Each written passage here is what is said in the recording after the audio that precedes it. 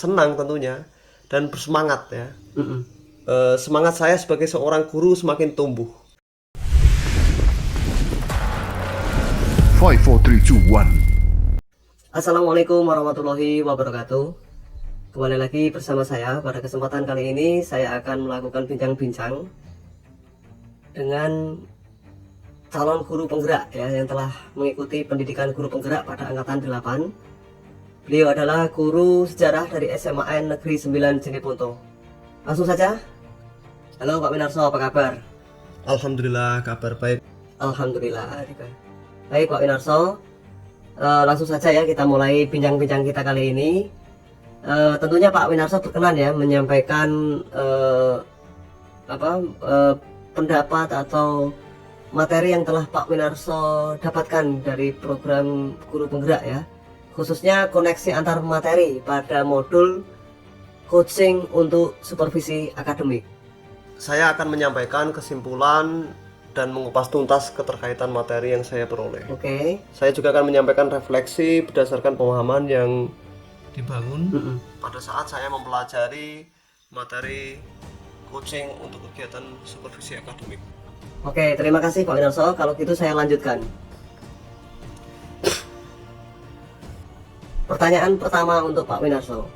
Bagaimana peran Pak Winarso sebagai seorang coach di sekolah? Atau maksudnya di sini di SMAN 9 Jeneponto. Peran saya sebagai seorang coach di sekolah adalah mampu memahami paradigma berpikir coaching yang meliputi fokus pada coach atau rekan yang ingin saya kembangkan. Oke.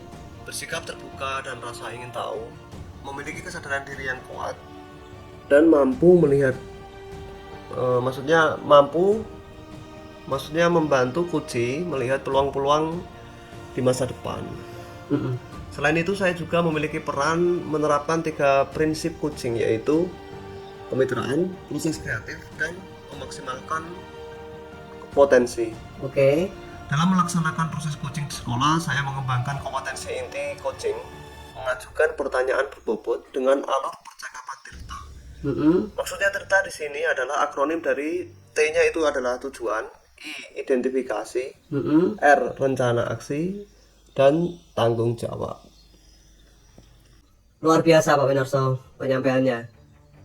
Nah, bagaimana kaitan yang Pak Winarso sampaikan tadi dengan materi pembelajaran berdiferensiasi serta pembelajaran sosial dan emosi? Hubungan atau kaitan materi pada modul coaching untuk supervisi akademik dengan materi pembelajaran berdiferensiasi dan pembelajaran sosial dan emosi jelas memiliki keterkaitan yang sangat erat, itu menurut saya. Masing-masing materi memiliki tujuan khusus yang berbeda-beda. Namun ketiganya memiliki arah tujuan utama untuk memberikan kompetensi kepada guru penggerak dalam melaksanakan proses pembelajaran yang lebih baik dan mengedepankan keberpihakan kepada murid. Itu, Mister. Baik, terima kasih. Nah, selanjutnya saya ingin tanya lagi nih. Bagaimana bagaimana keterampilan coaching dengan pengembangan kompetensi sebagai pemimpin pembelajaran? Kaitan keterampilan coaching dengan mengembangkan kompetensi sebagai pemimpin pembelajaran memiliki keterkaitan yang erat dan hubungan yang saling diperlukan. Mengapa demikian? Karena sebagai pemimpin pembelajaran sudah semestinya menguasai keterampilan coaching dan menerapkan kompetensi coaching ini untuk kegiatan supervisi akademik. Selain itu, keterampilan coaching juga bisa untuk digunakan membantu mengatasi permasalahan yang sesuai atau yang relevan ya terkait kondisi di sekolah. Oke, mantap Pak Winarso ya. Selanjutnya saya ingin mengajak diskusi ini dari pemikiran Pak Winarso, pemikiran reflektif terkait pengalaman belajar Pak Winarso. Nah, yang ingin saya tanyakan adalah bagaimana pengalaman atau materi pembelajaran yang baru Pak Winarso dapatkan? Saya mendapatkan pengalaman yang luar biasa pada materi coaching untuk supervisi akademik. Di sini saya memahami paradigma berpikir coaching yang meliputi yang pertama fokus pada coach atau rekan yang ingin dikembangkan, bersikap terbuka dan ingin tahu, memiliki kesadaran diri yang kuat, dan mampu melihat peluang baru di masa depan. Oke. Saya juga sudah memahami prinsip coaching, yaitu kemitraan, proses kreatif, dan memaksimalkan potensi. Adapun kompetensi inti coaching yang saya kuasai adalah kehadiran penuh, mendengarkan aktif, mengajukan pertanyaan berbobot dengan menggunakan alur rasa atau alur tirta sebagaimana yang tadi sudah saya jelaskan ya. Maksudnya akronim tirta itu. Nah, mungkin Pak Winarso bisa bisa rasakan ya, atau sampaikan emosi-emosi yang Pak Winarso rasakan terkait pengalaman belajar. Kalau rasa ya, yang saya rasakan terkait pengalaman belajar pada modul coaching untuk supervisi akademik adalah perasaan atau suasana hati yang senang tentunya dan bersemangat ya. Semangat saya sebagai seorang guru semakin tumbuh. Oke Pak Winarso, saya lanjutkan ya. Luar biasa sekali. Apa yang sudah baik berkaitan dengan keterlibatan diri Pak Winarso dalam proses belajar materi tersebut? Menurut saya yang sudah baik terkait keterlibatan diri saya dalam proses belajar adalah pemahaman kompetensi inti. Pada materi coaching yaitu mengajukan pertanyaan berbobot dengan menggunakan alur percakapan tirta. Kemudian, apa yang perlu diperbaiki terkait keterlibatan diri Pak Winarso dalam proses belajar materi tersebut? Yang masih perlu saya perbaiki adalah praktek coaching menggunakan alur percakapan tirta pada saat proses identifikasi. Namun saya yakin kok dengan belajar terus ya dan menerapkan praktek coaching ini dalam keseharian dapat mengembangkan kompetensi saya itu. Bagaimana keterkaitan materi terhadap kompetensi dan kematangan diri Pak Winarso sendiri? Keterkaitan materi terhadap kompetensi inti dan kematangan diri. Penguasaan kompetensi inti pada materi coaching untuk supervisi akademik ini meningkatkan dan mempercepat kematangan diri saya.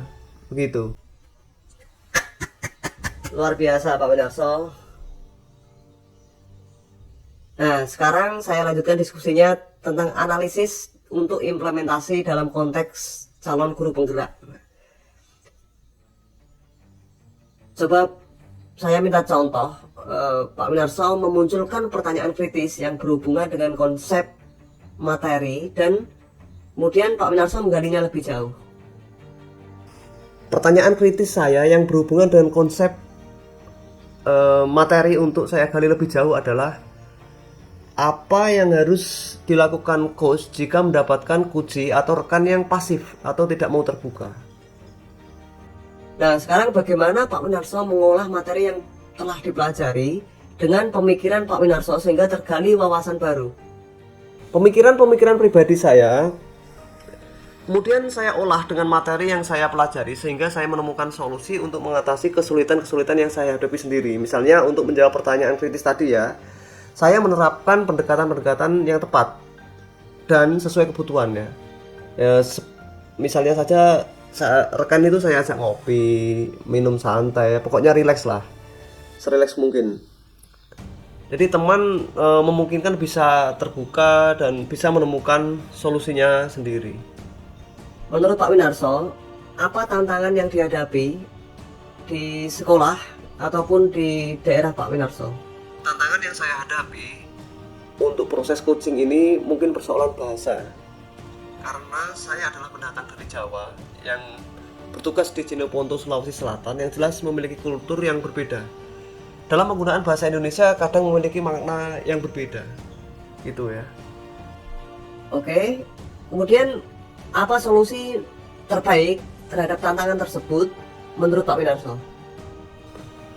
Menurut saya solusi terhadap tantangan saya tadi ya tentunya saya harus terus belajar ya memahami kultur budaya setempat gitu.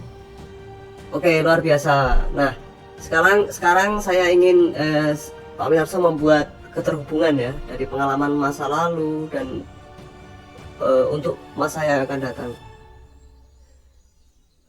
Mungkin Pak Winarso bisa ceritakan pengalaman masa lalu sebelum mengikuti program guru penggerak ini. Sebelum mengikuti program guru penggerak ini, saya terus terang belum memahami kompetensi coaching untuk supervisi akademik.